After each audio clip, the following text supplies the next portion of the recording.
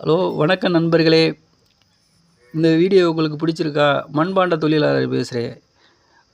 நான் ஒரு சாதாரண நம்ம மண் பொருளில் என்ன தேவைப்படுதோ செய்யலாம், பண்ணலாம்.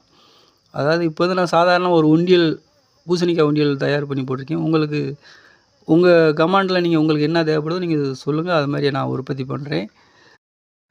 நண்பர்களே, வீடியோ பிடித்திருந்தால் சப்ஸ்கிரைப் பண்ணுங்கள், லைக் பண்ணுங்கள், கமெண்ட் பண்ணுங்கள். டெய்லியான வீடியோ அப்லோட் பண்ணுவோம்.